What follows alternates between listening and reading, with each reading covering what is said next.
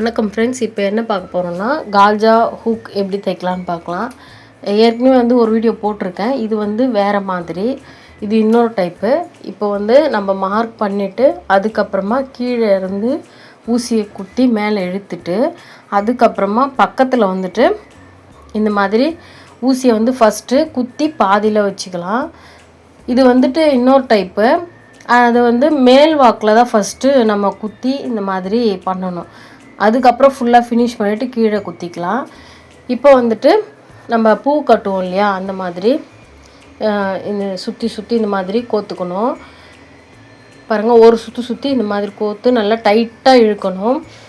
அடியில் ஒரு விரல் வச்சு இந்த மாதிரி ஊசியை பிடிச்சிக்கலாம். கையில் குத்தாமல் இந்த பக்கத்தில் வச்சு இந்த மாதிரி பிடிச்சிக்கோங்க. கீழே கட்டு விரல் வச்சு இப்படி பிடிச்சிட்டு அந்த இன்னொரு விரலில் நம்ம சுற்றி பூ கட்டுற மாதிரி இது மாதிரி கோத்து நம்மளுக்கு எவ்வளோ தூரம் அந்த காஜா வேணுமோ அந்த அளவுக்கு வரைக்கும் கோத்து எடுத்துக்கலாம். பாருங்கள், இந்த மாதிரி நல்லா அந்த பின்னல் மாதிரி வந்துடும்.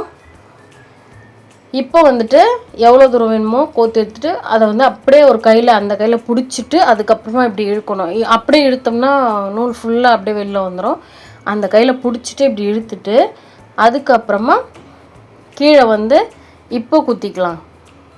கீழே ஊசியை குத்தி அந்த பின்பக்க சைடு இழுத்துட்டு அதுக்கப்புறமா நாட் போட்டுடலாம். பாருங்கள், சூப்பராக வந்துடுச்சு.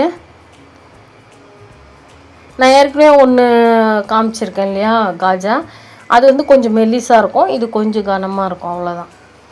இப்போ கீழே பின்பக்கத்தில் 2 சுற்றி நாட் போட்டுடலாம். அவ்வளோதான், கட் பண்ணிடலாம். காஜா ஈஸியாக தைச்சிடலாம். இப்படி தாங்க இருக்கும்.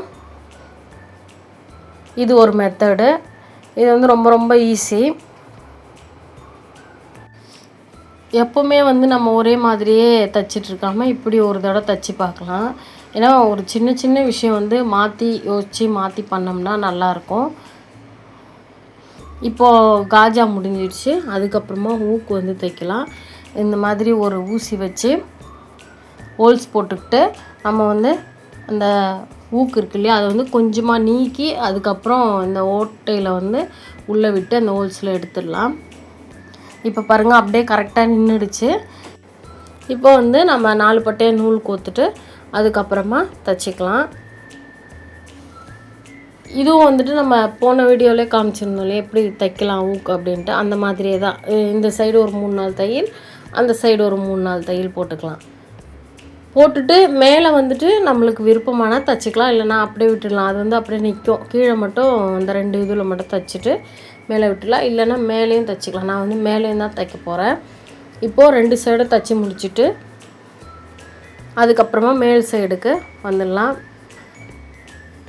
இப்போ மேலே நான் அந்த வீடியோலையும் காமிச்சிருப்பேன், இப்படி தான் தைச்சிருப்பேன். அதே மாதிரியே ஒரு 2-3 தையல் போட்டுட்டு அதுக்கப்புறமா நாட் போட்டு எடுத்துடலாம். பக்கத்தில் குத்தி நாட் போட்டு எடுத்துட்டோம்னா சூப்பராக ஊக்கும் தைச்சி முடிச்சாச்சு. ரொம்ப ரொம்ப ஈஸியாக சீக்கிரமாக தைச்சிடலாம், கஷ்டமே இல்லாமல். இது ஒரு டைப்பு.